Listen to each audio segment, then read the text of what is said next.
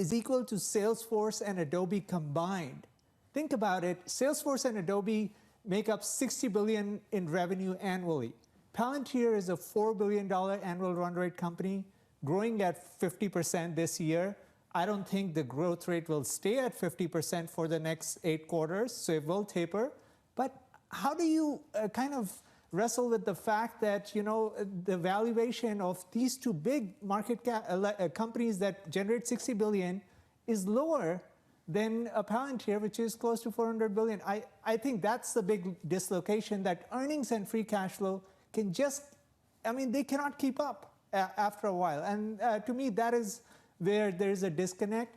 They can win government contracts. They have a lot of referral business. But at some point, the numbers just get way ahead of themselves, and the valuation right now is so stretched that there is no way they can grow into the valuation. But they did surpass $1 billion in quarterly revenue. So what are they going to do with all this cash? Well, I mean, look, again, this is a small company when you compare them to enterprise software makers. That's why I use Salesforce and Adobe as an example, because there are maybe 50 companies with over $10 billion revenue run rate in enterprise software. So there aren't a lot. I mean, it's one thing to get to $5 billion in revenue. It's a completely different ballgame to get to $15 billion in software revenue. And that's where a lot of the companies get acquired because their growth slows. So to my mind, Palantir was there even before the AI wave happened. They did get a lift by, you know, integrating large language models, but it's not as good of a compounder as your cloud companies are. That's where ServiceNow, Salesforce, Adobe, they've compounded over the years at 20% CAGR. I just don't, I expect a lot of pull forward here, and that's where I'm not buying into the valuation, and that's where you didn't even get a 10% lift. They did a beat and raise by 10%. You didn't get a 10% lift in stock price. There is, I think, some level of skepticism around where they are trading in terms of multiple. Mandeep Singh, I love the passion. Mandeep Singh of Bloomberg Intelligence, and the yin and the yang. For the yang, Dan Ives of Wedbush raising his price target in Palantir to $200, writing, "We believe in the next few years, Palantir has the potential to be $1 trillion dollar market cap as the AI revolution takes hold." Dan, I'm sure you were listening to what Mandeep was saying about how there is no way for the valuation of Palantir to be more than the combined market caps of Salesforce and Adobe. They can't grow into this quickly enough. What is your counterpoint? Yeah, I wonder what Mandeep's going to say when it's $1 trillion company in the next 2 to 3 years. I mean, look, my view is the reason it's the Messi of AI, they are owning the use cases on the software side. And I think the street continues to underestimate where this growth is going. And I believe over the coming years, Palantir, it's going to be on that Mount Rushmore of tech. And that's why investors are recognizing it. And we believe, like, I think this is just the beginning of this AI revolution, and Palantir is the gold standard. Dan, this has been a company deeply associated with the Defense Department, deeply associated with the U.S. government and various contracts. How much are they able to parlay that into the public sector? How much does this remain very much a company intertwined with the U.S. government? Yeah, it's a great point. Look, I mean, if you go back to their history, their roots, it was government. But now it's kind of the 1-2 punch, because they're getting massive deals on the government, on the federal side, because when it comes to AI, who's the first call? It's to Carp and Palantir. Then on the enterprise and the commercial, you're basically starting a whole new business. So that's why this is such a unique company. And I understand what Mandeep's saying, but my whole view is, look, the bears, when they're sitting in the caves, they can see AI in the spreadsheets. And I think that's how they've missed this move. And I think they're going to continue to miss it on Palantir. Dan, when it comes to Palantir, though, the company is deeply connected to Republican politics. Does any of this change if there's a changing of the guard in Washington?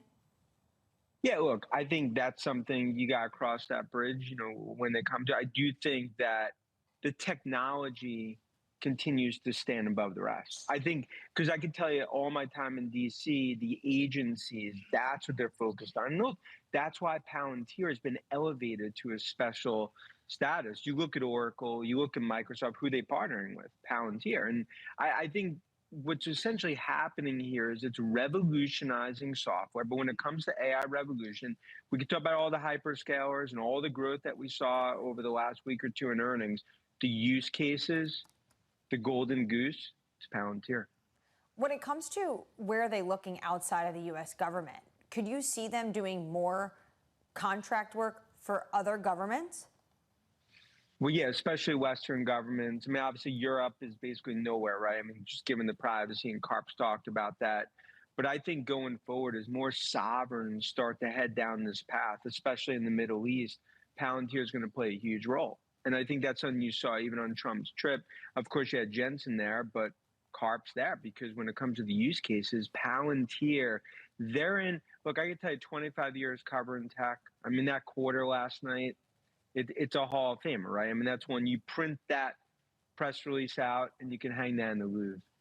Dan, so you see Palantir as a big winner, potentially joining the $1 trillion club. We've seen another slew of big winners when it comes to Meta, Microsoft, as well as others that we have seen come out, NVIDIA chief among them. Who are the big losers in the tech universe that we have seen so far or that we may see in the upcoming weeks? Look, I think some of the losers, I mean, Cisco, you could argue, is maybe on the wrong side. I mean, some of the legacy players like Dell. Look, for a while, like AMD was on the wrong side, but I think AMD is on the right side, right? That's why they're part of the odds AI 30. I think consulting firms, I mean, you see what's happened to Accenture and others. Look, it's a fork in the road. And I think when it comes to what we're seeing in tech, there's an elite group of companies that's taken the lead. And look, and that's why Salesforce has been a lagger, and I think Salesforce is going to get there, but it speaks to like you're either in or you're out. And this AI party we talk about, it was 9 p.m., it's now 10 p.m., it goes to 4 a.m. And everyone wants others to join the party. They want Apple, do an acquisition, join the party. Look at AMD, they're going to get into, and then that's how investors are viewing it. And on the dance floor is Karp, Jensen, Nadella. Well, when it comes to AMD, they report earnings after the bell. What are you looking for? Get the popcorn out. I think Lisa Su is just starting what I believe is going to be just a massive phase of growth when it comes to AI. They're going to start, in terms of the innovations that we're seeing, they are going to start to get a big piece of this pie. And from a valuation perspective, I mean, we think this could be, stock well into the twos. All right, crack out your Red Bull and your Celsius, Dan Ives, because we're going to be dancing evidently until 4 a.m. Dan Ives of Wedbush, thank you so much for being with us. Well, especially if that Celsius is a high noon. Yeah, well, that's going to be a different kind of party. Look, I think a lot of people are looking at how far can this run.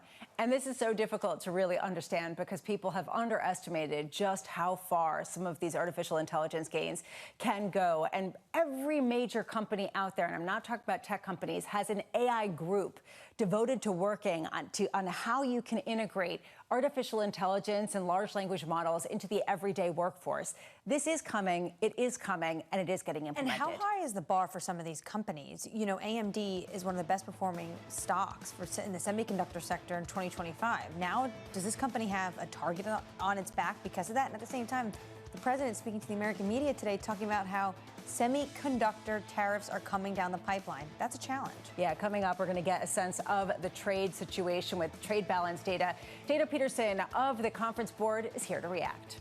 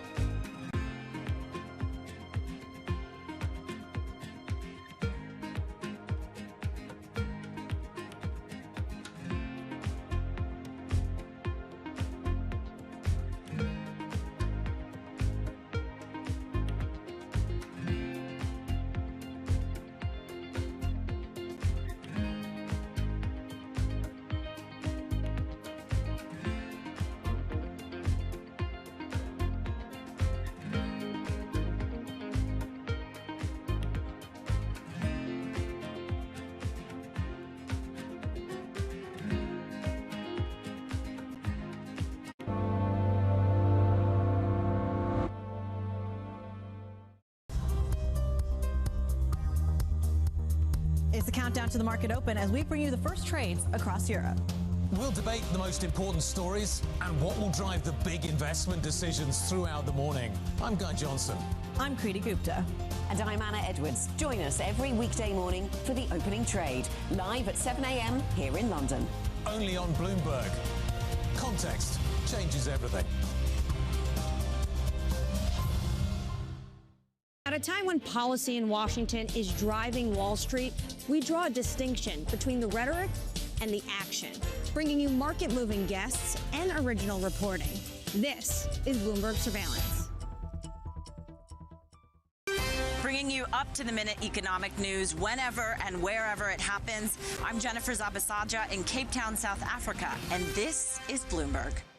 I'm David Weston. Join me each week on Wall Street Week for stories of capitalism from business, markets, economics, tech, and climate. We go on the road for a look at what lies behind the headlines of today and what will likely be the headlines tomorrow. We need more transparency. Oil and gas is still important. They said every citizen should be investing in the market. Accelerate progress in all fields of science. Watch Wall Street Week right here on Bloomberg.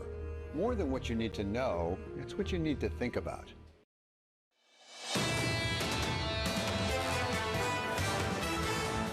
Coming into Tuesday with futures building on gains from yesterday. Yesterday was the biggest one-day gain going back to May. We also are getting some headlines as President Trump speaks, particularly having to do with Treasury Secretary Scott Bessent, who had been said to be in the running for potentially leading the Fed.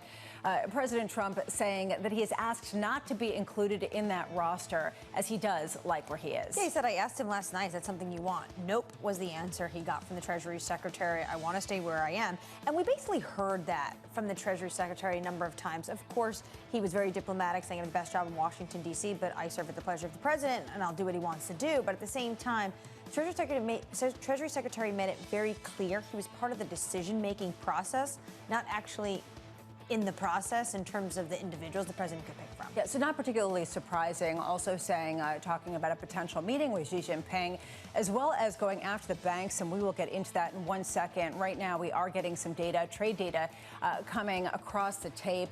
Bloomberg's Michael McKee has the numbers. Mike.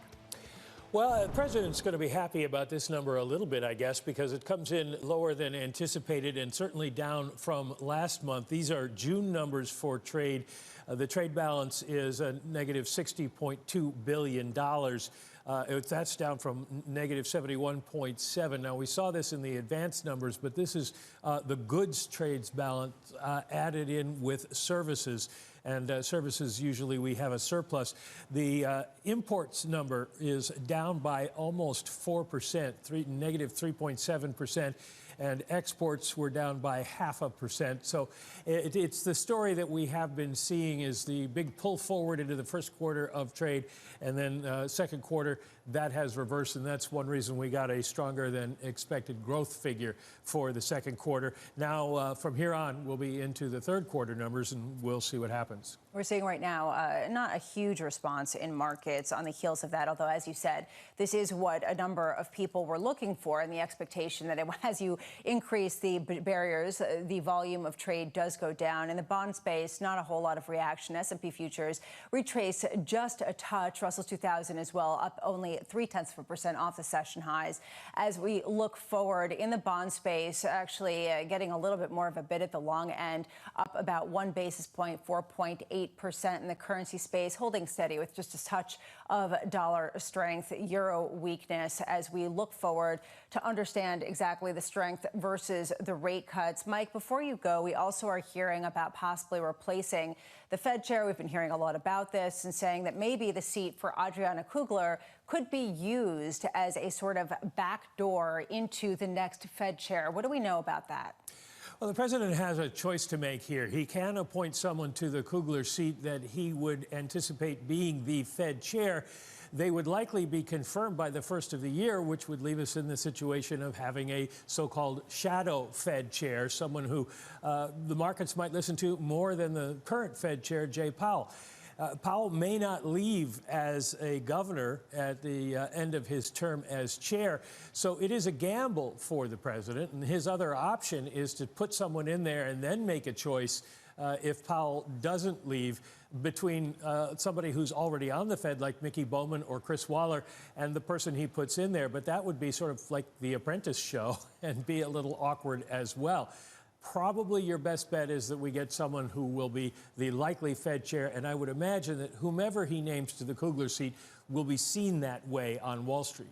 And that person could be one of two Kevins or a couple of other people, as we keep hearing. Joining us now, thank you so much, Michael McKee. Dana Peterson of the Conference Board is coming with us at a time when there are real questions about the integrity of data and data collection. Before we get into the state of the economy, I'd love your take on how much more difficult it's gotten to collect data and how much we've really got to focus put on that over the past couple of days. Certainly is more challenging if you have fewer responses, but I still think we can trust the government data. It is a benchmark. Many people look towards that to understand what's going on in the economy. And certainly when you look at revisions, you're always going to get revisions for certain measures because you don't have all the information right away. And economists, markets like advanced numbers, but if you get advanced numbers, you have to anticipate revisions. And indeed, the revisions we did see in the payrolls data were mainly concentrated in one sector. It was government. And then after that was leisure and hospitality, which we know has been under pressure for more than a year. Going forward, do you think we're going to see a continued weakness, almost a trend when it comes to the type of numbers we're getting from the non-farm payrolls? Well, yes, and that's something I've been saying for a long time, and it's something Chair Powell has also been saying. When you're at or near full employment, you don't need giant increases in payrolls month after month, because if you think of it as a bathtub, you filled up the bathtub. So there's no more room for companies to hire people. And indeed, that story is still here.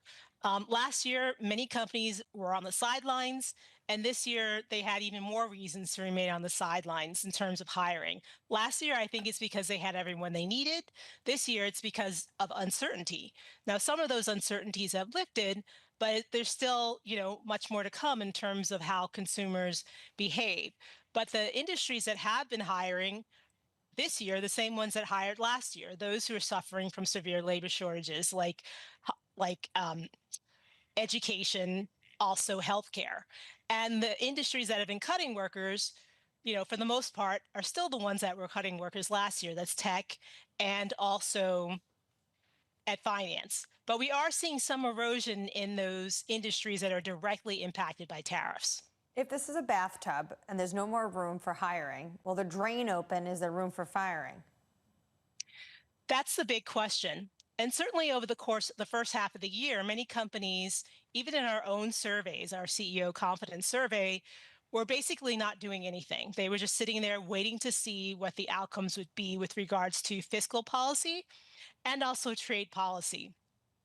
And still, that's not really clear. And so many companies are probably still sitting on the sidelines. And I think that's evident when you look at the JOLTS data. You may see hirings being low, but there are very few firings. And also initial jobless claims remain near historical lows.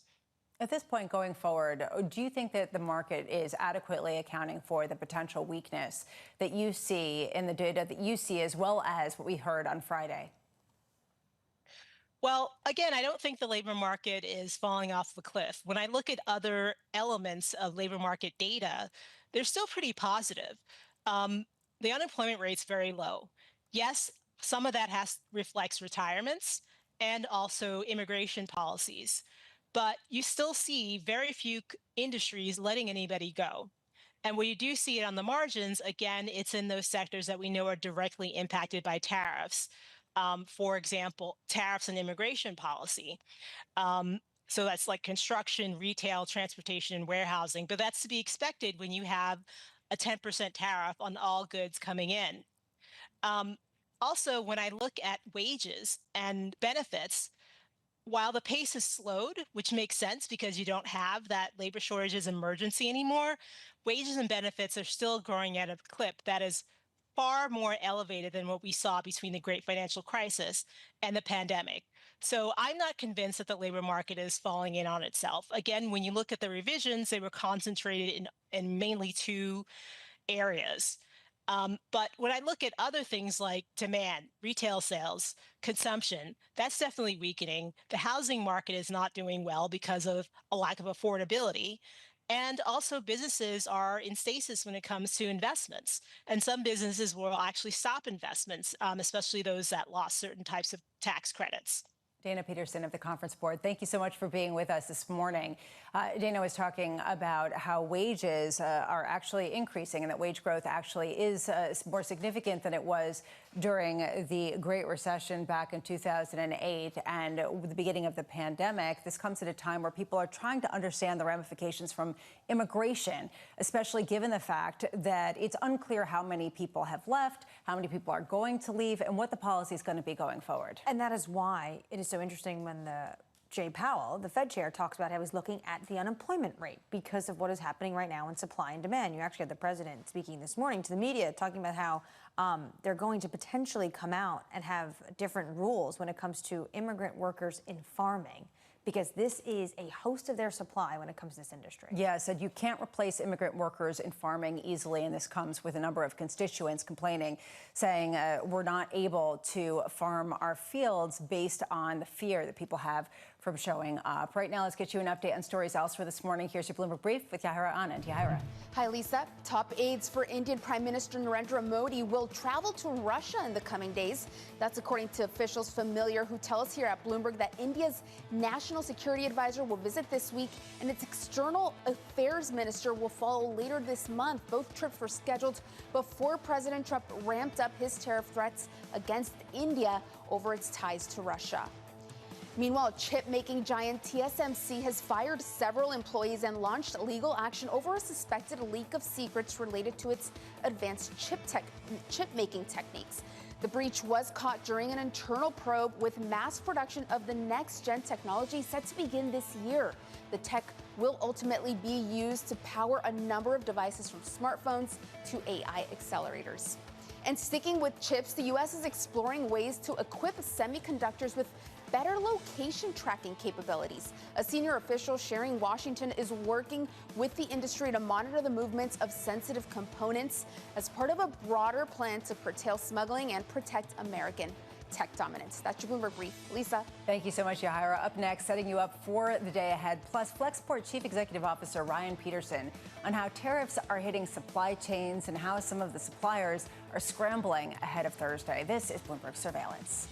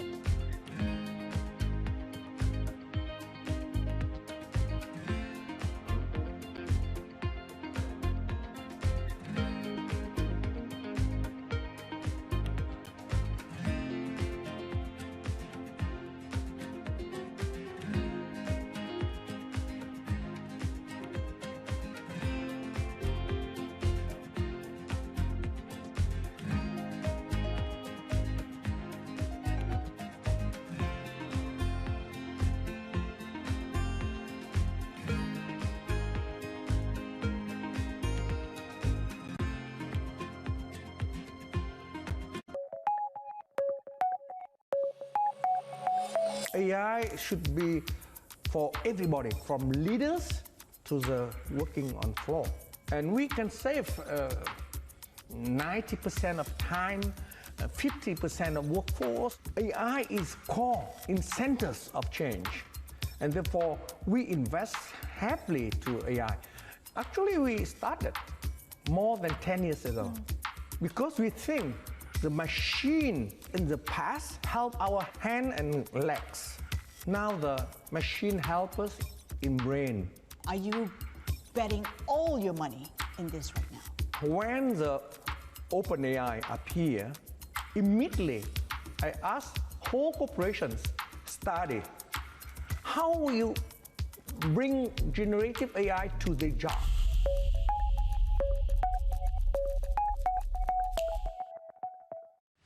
Tune in to Bloomberg Business Week Daily. We got to talk crypto. From the magazine that helps global leaders stay ahead. What's the conversation around your company? Bringing you insight on the people, companies, and trends shaping today's complex economy. Planning very big things. A new level of premium. Plus global business, finance, and tech news as it happens. The floodgates of innovation are going to open up. You can't fake passion. You either are or you aren't. Bloomberg Business Week Daily, only on Bloomberg. Why do the biggest names in business choose Bloomberg Television? That's a great question. It's a very good question. Interesting question. Good question. Great question. I so appreciate that question. You certainly ask interesting questions. Bloomberg Television. Top experts, great questions. Bringing you up-to-the-minute news whenever and wherever it happens. I'm Matt Miller, the Circuit de la Sarthe in Le Mans, and this is Bloomberg.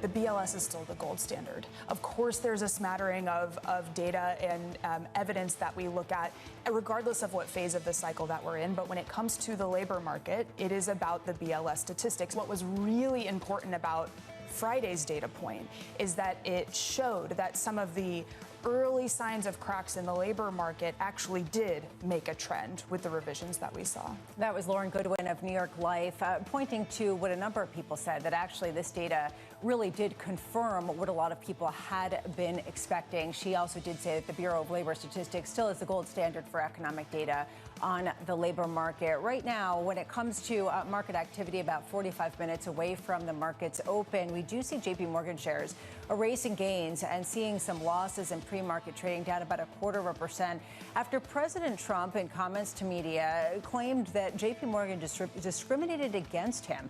He has been saying that in general, some of the large banks discriminate against conservatives and is actually investigating that more thoroughly. Right, and the White House, according to the Wall Street Journal, is starting to step up the pressure against some of these big banks, and they have a draft of this executive order, which they viewed, so looking at bank regulators to invest whether any financial institutions might have violated the Equal Credit Opportunity Act, antitrust laws, or consumer financial protection laws. Now, we've heard from the banks a number of times, whether or not it's Jamie Dimon or Brian Moynihan, saying they constantly and consistently follow the law when it comes to whether or not if they have individuals on their platform.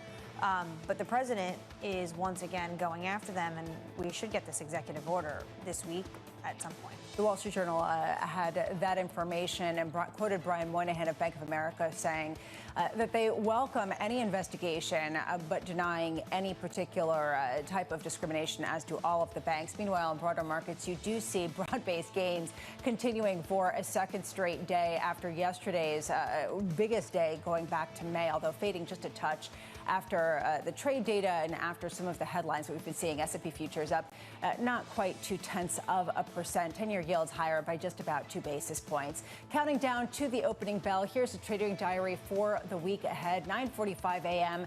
PMI data followed by ISM data shortly thereafter. That comes at 10 a.m. 1 p.m. Eastern. The Treasury auctioning $58 billion in 3-year notes after the closing bell. AMD reporting earnings on Wednesday. More Fed speak, and this is going to be interesting from Mary Daly of the San Francisco Fed, who made news this morning, as well as Cook and Collins, Lisa Cook and Susan Collins, plus Disney results Thursday, a rate decision from the Bank of England, and another round of jobless claims.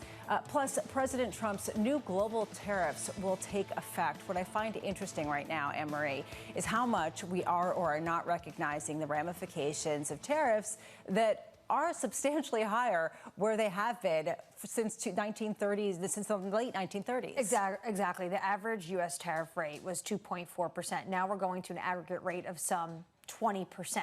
This is going to be massive, and a lot of people are saying companies still have not digested it. You also have a number of countries like India, like Switzerland, wanting to, I think as Ambassador Greer would call it, manifest a deal in the last minute. You even have the Swiss president, which I am told, uninvited by this White House, no formal invitation to come, getting on a Ini mindset kalau main long term.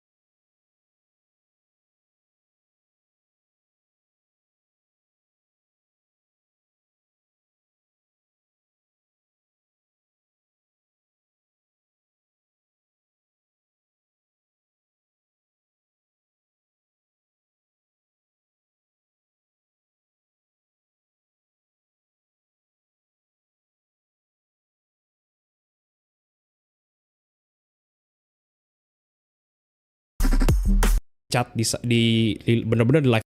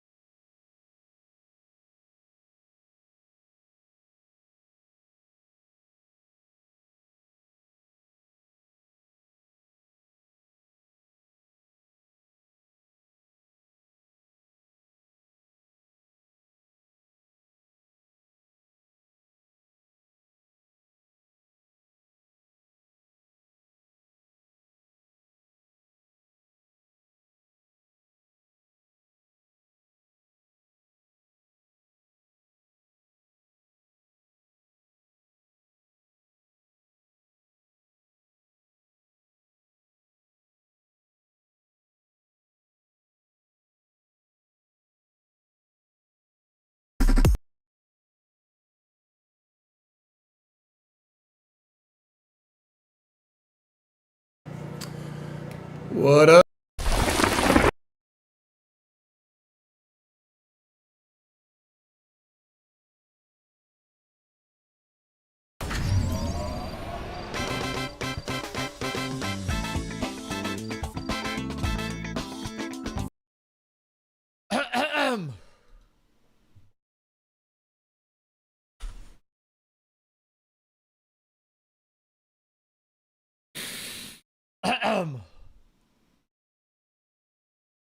Are you ready? Are you ready? Motion live roleplay.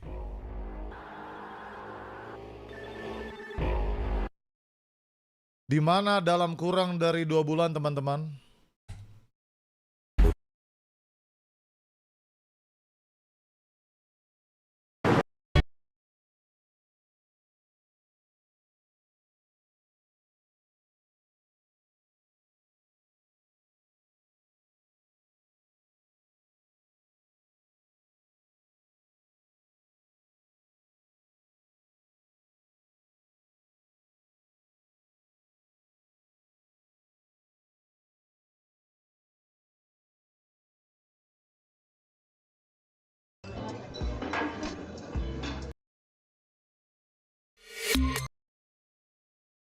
Kenapa WebEOC is the WebEOC trading hari ini bersama. Halo guys, David sini dan Histrix seni menurut Histrix.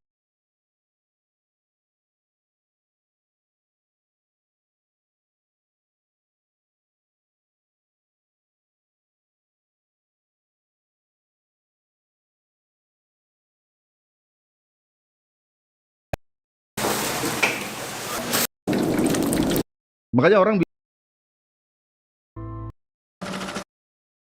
5.000.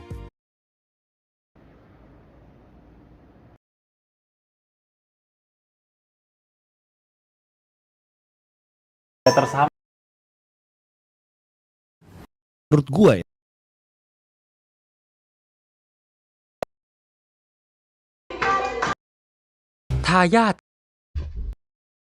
Tayat Chebo.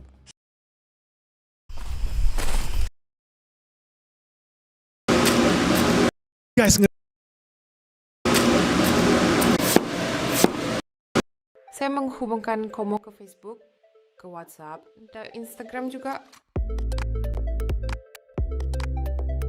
Ini benar-benar membantu.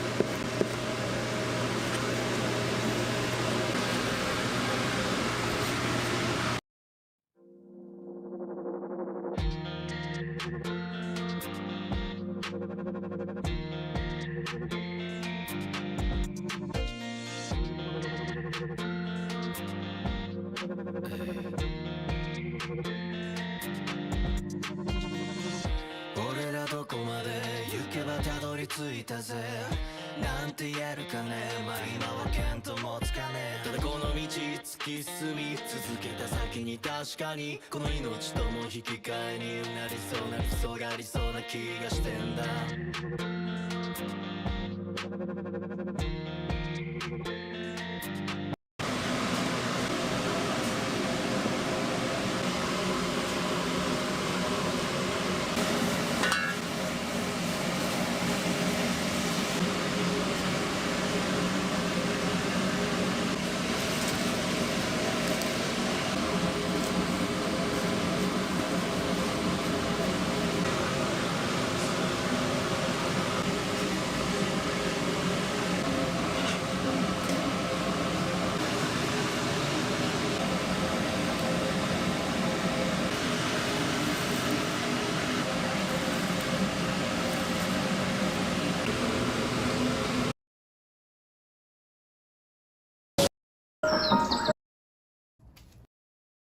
bener-bener di live kemarin gue baru mention ya, baru dipecat. Tahu. Today's guest. Aku orang yang hampir mati kedinginan gara-gara investment grade credit and gaining more from that CLO company that they had acquired as well, which is more closely tied to leverage loans, and you do see debt markets coming back in a significant way. A lot of the story about private capital fundraising has been they're all leaning on wealth channels right now because they can't fundraise from traditional institutional investors. Does Apollo prove that's not the case, or are they the exception to the rule? They're a different breed, right? Because you saw Blackstone come in with the longest standing business there, but Apollo a couple of years ago came in and hired hundreds of people very, very quickly, and therefore leaned in so fast. They're still having institutional money clearly come in, but yes, that wealth channel and that race to get wealth assets, it proves to work out a lot for Apollo because they've invested in that infrastructure, and they also own an insurance company, which Blackstone will not do. And so that's the difference, and they are still bringing in money that way. Shonali, thank you very much. We will see you at 10 a.m. Now, let's turn to pharma. It's a tale of two companies. Pfizer, that's jumping in the pre-market. It raised its outlook, shares up 2.5%. Hims and Hers, though, down nearly 11%. Weak GLP-1 sales. Joining us now is Bloomberg Health reporter Madison Moeller. Madison, great to see you. Let's start with Pfizer. Okay, the results are good, but it seemed like it was all down to cost cutting. So how sustainable is the trajectory from Pfizer from here on out? Exactly. I think that this doesn't really ease questions about what the future of Pfizer is going forward, which has sort of been the story for the last couple of years after COVID.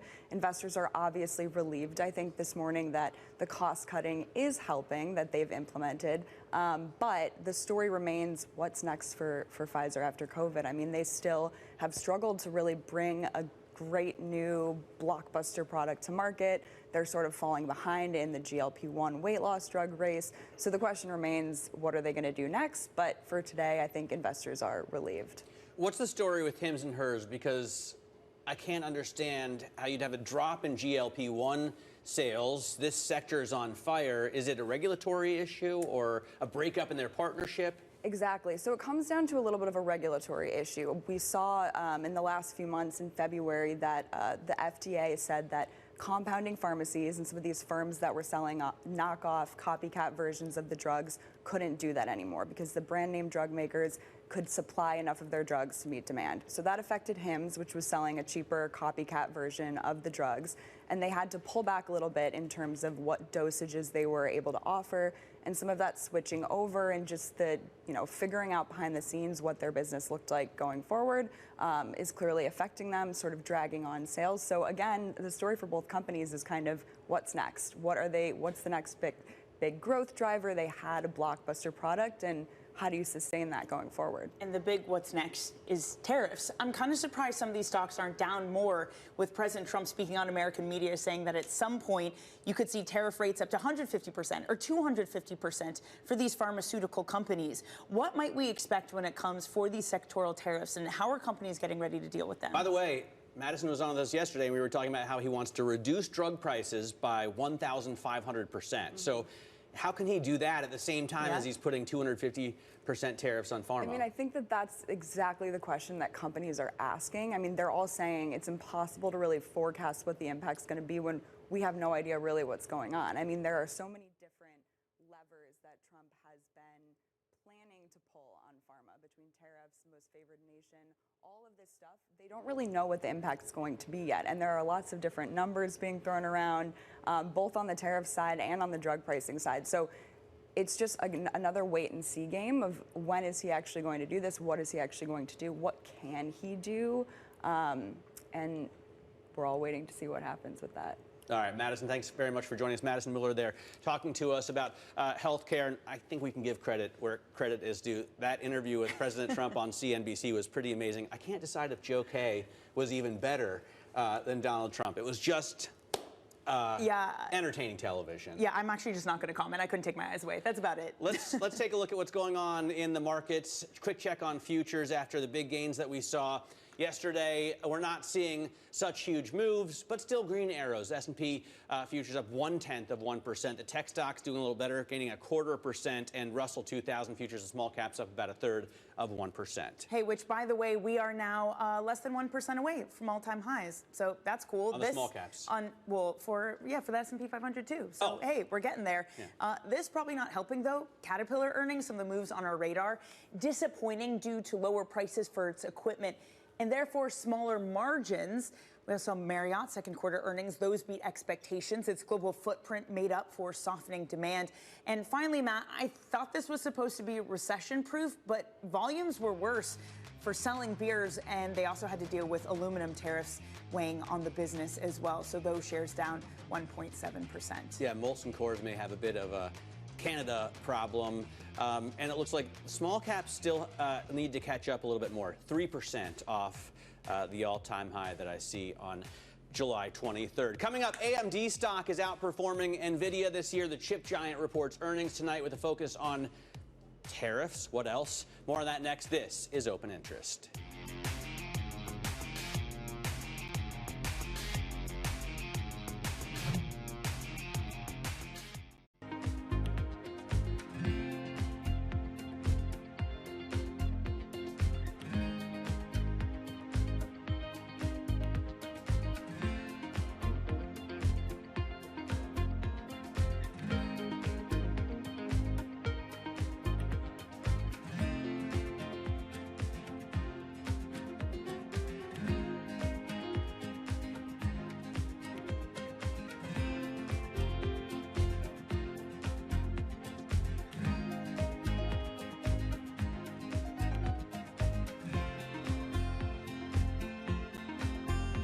All right, okay, ready?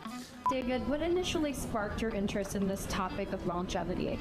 15 years ago, I turned 60, and I began to wonder how much longer I'm likely to live and what I could do to extend my life. On longevity, I talk with the leading experts in science and medicine to educate people about how they might be able to change their conduct so that they can live a happier and healthier life. I'm David Rubenstein. Join me on a 4-part journey as I explore the great quest for longevity.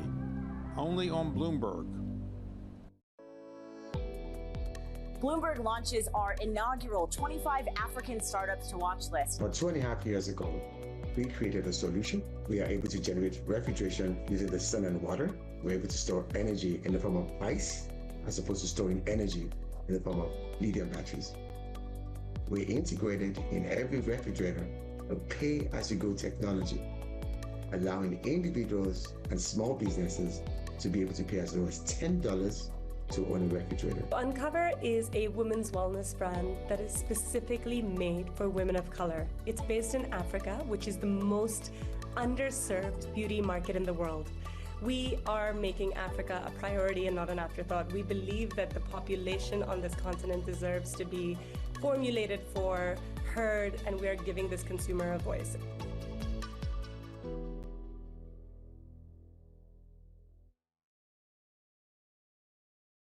Bringing you up-to-the-minute economic news whenever and wherever it happens. I'm Francine Lacqua in Sintra, Portugal, and this is Bloomberg. Making money isn't about drowning in emotions. It's about understanding what's actually happening. Markets are the best way to glean signal from noise, and that is what we try to do every morning. This is Bloomberg Surveillance.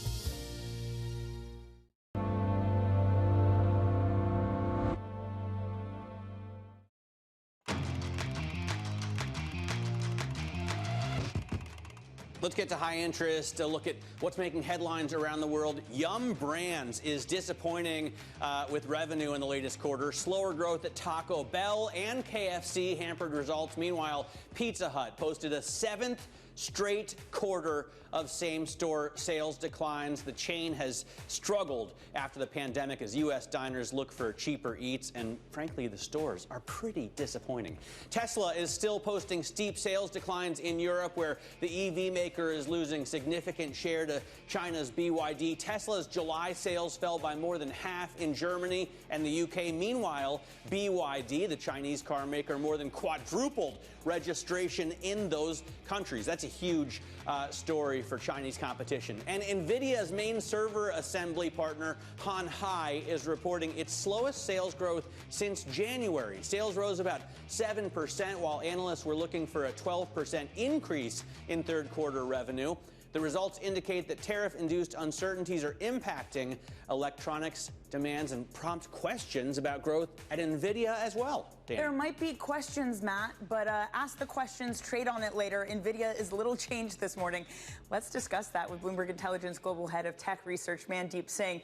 Mandeep, is there reason behind the lack of movement, or does this matter more?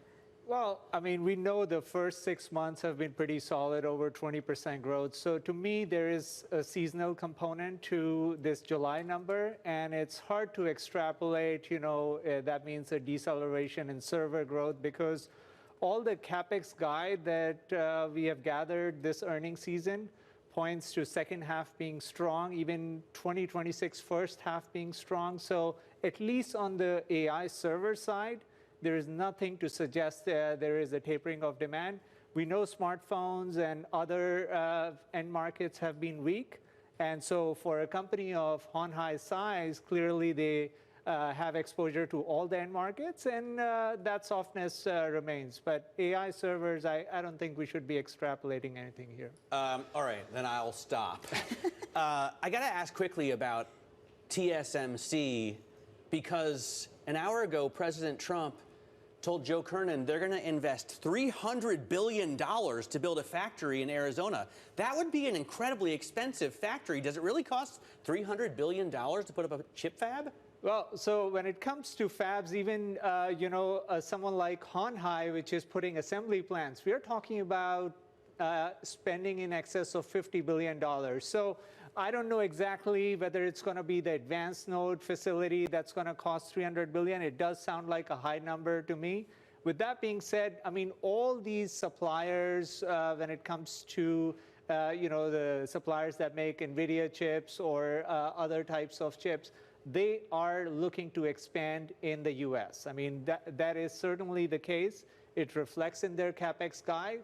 I still doubt, it's going to happen in the pace that the administration expects, because these plants take, 3 to 5 years to build. So clearly, there is a longer roadmap. But, I mean, $300 billion does sound excessive. Well, which, by the way, last time TSMC talked about investing in the U.S., they said $100 billion. So Trump just increased their commitment by threefold. So I'm sure TSMC likes that.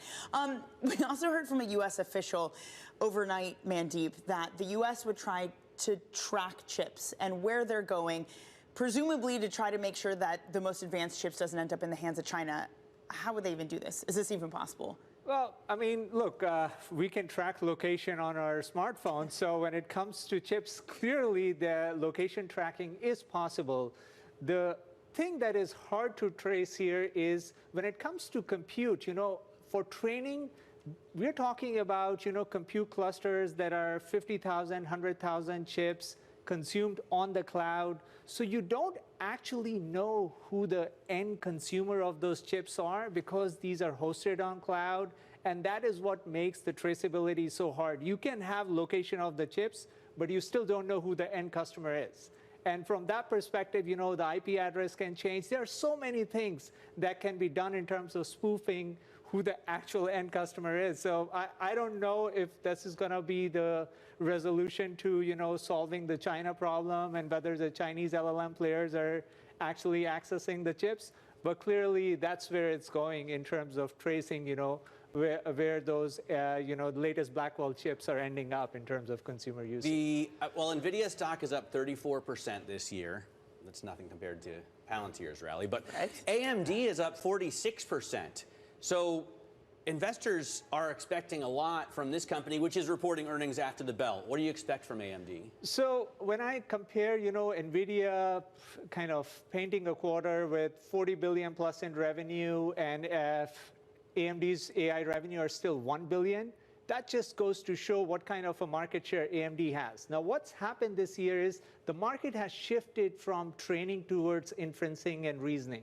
And that is where it's in Meta's best interest, Amazon and Google's best interest to lower their reliance on NVIDIA. And they want a second player to do well. So that's where I think everyone is excited about AMD's prospects. And also China market opening up actually helps AMD more than NVIDIA, because right now, I think NVIDIA isn't doing as much business in China currently. So if the market opens up and Chinese companies want as much supply as they can of these advanced chips, then they'll take whatever AMD has to offer as well. So I do think there is potential upside from hyperscale internal workloads for AMD, as well as the China market opening up for both AMD, NVIDIA, and as well as Broadcom. All right, well, those earnings are coming out after the bell, so I expect I'll see you in the radio studio with Carol Massar when those numbers cross. Mandeep Singh runs our tech coverage for us at Bloomberg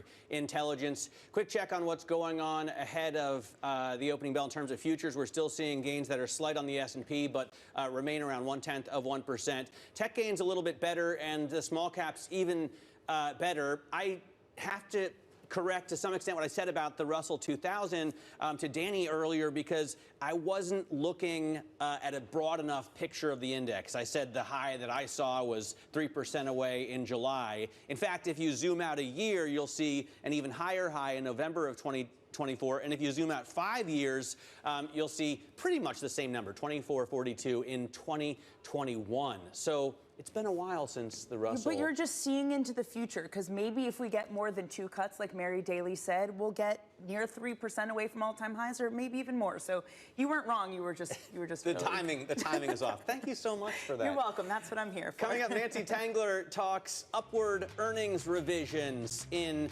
tech, data independence, and her outlook for the Fed. This is Bloomberg Open Interest.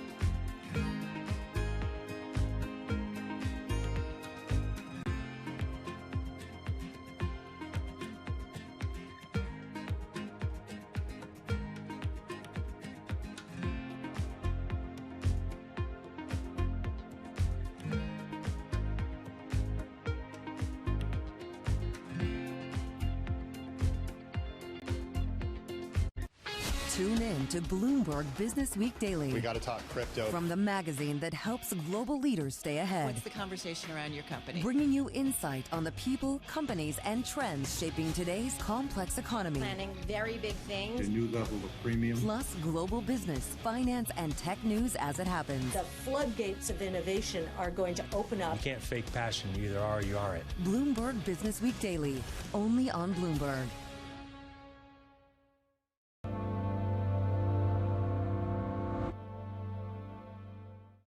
Bringing you up-to-the-minute energy news whenever and wherever it happens. I'm Joanna Bersecci in Vienna, and this is Bloomberg.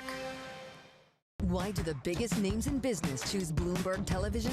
That's a great question. It's a very good question. Interesting question. Good question. Great question. I so appreciate that question. You certainly ask interesting questions. Bloomberg Television. Top experts, great questions. Good morning, this is Bloomberg Daybreak Europe. I'm Tom McKenzie in London. These are the stories that set your agenda. Taking you from the U.S. market's close to the overnight session in Asia, we'll walk you through what you need to know to kickstart Europe's trading day. Live from our European headquarters, we bring you the day's top market-moving stories, unmatched expert analysis, and on-the-ground reporting from across the continent. Tune in to Daybreak Europe, only on Bloomberg Television. Context changes everything. Astonishing day for U.S. technology. It's shaping the region's technology ecosystem. Asia's biggest tech news and innovation.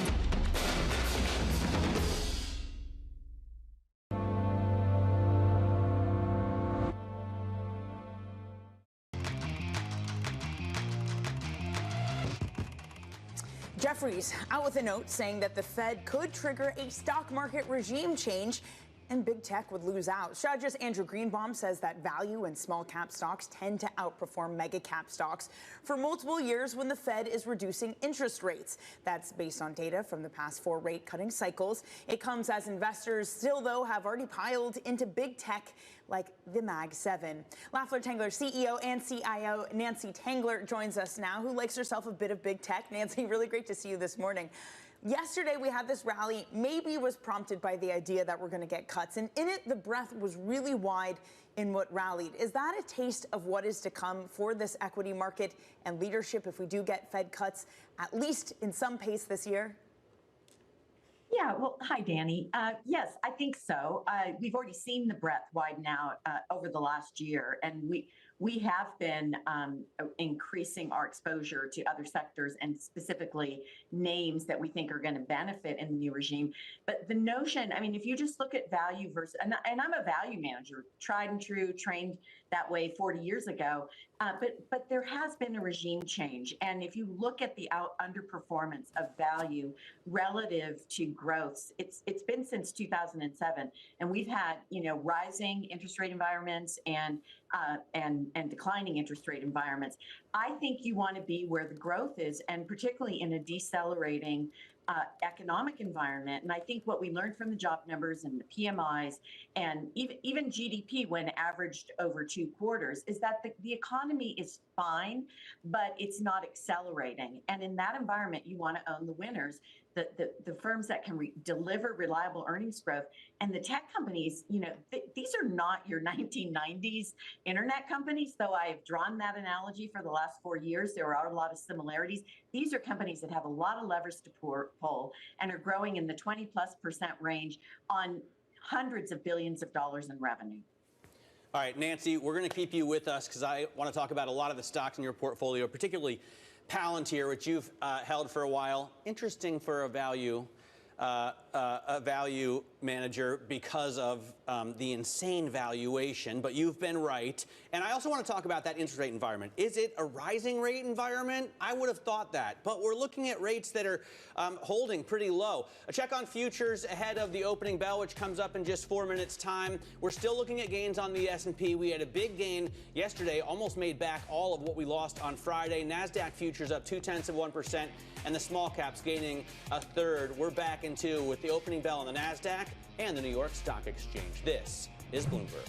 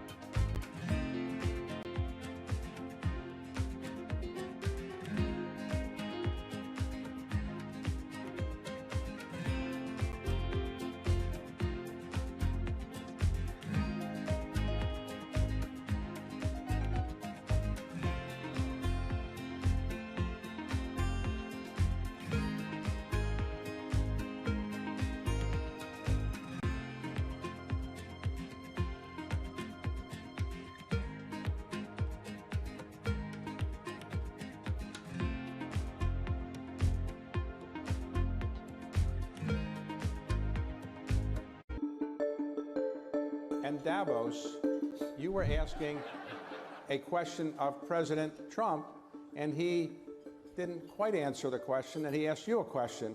So the question he asked you was something like, why are you not banking certain groups? What is the answer? I don't think he gave you a chance to really answer that question, but what is the answer to that question? Well, first off, the Bank of America has 70 million consumer customers and millions of small businesses all over the country, all over the world. And so we bank everybody. But the real question was about overregulation, frankly. And so as you look at what's happened, is because the interpretations of AML, Anti-Money Laundering, BSA, Bank Secrecy Act, KYC, know your customer's customer. You know, there's a lot of burden upon the banking system to both report suspicious activity reports and do a lot of analysis. And we have to close accounts, so we can't tell people why we did it. And often we're told by authorities to close accounts. That creates confusion. Another area that comes up in this discussion is in the crypto area where the regulator said you can't bank crypto operating companies, employees of crypto companies, et cetera. We are allowed to do, we bank everybody, but the operating company, they said that's a high-risk activity. Ask us for authority, and guess what? You would have never gotten the authority. So that came up as an issue. So at the end of the day, it's about getting these regulations right.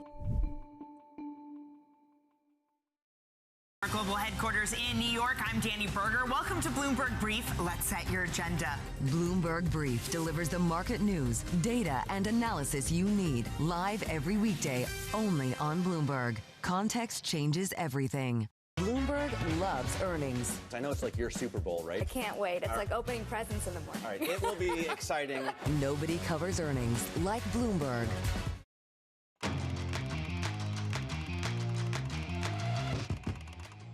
Moments away from the start of trading, this is Bloomberg Open Interest. I'm Matt Miller. This is one of those days when there's so much going on under the hood. We had a ton of earnings out after the bell yesterday, a ton before the bell today, a ton coming out later, and some big movements in those individual stock prices, but not a lot going on in futures. S&P futures up 0.1%. Okay, the tech futures are doing a little better, 0.2%, but you know, we're pretty much flat from the big move on Friday. We lost 100 points on the S&P, and then we gained 90 points back yesterday. Maybe we'll claw ourselves all the way out of that NFP hole that we were in. Right now, you see Orion Properties ringing the bell on the New York Stock Exchange. A lot of dudes there. And Northwest Bank shares ringing the bell down at the NASDAQ market site. That's an interesting shot that they swapped over to. Apparently, that bank is from the great state of Ohio. It's not my Huntington Bank shares, but I still have a lot of respect for those Buckeyes. Still take it, Matt. Well, I'm looking at some of the stocks that are moving.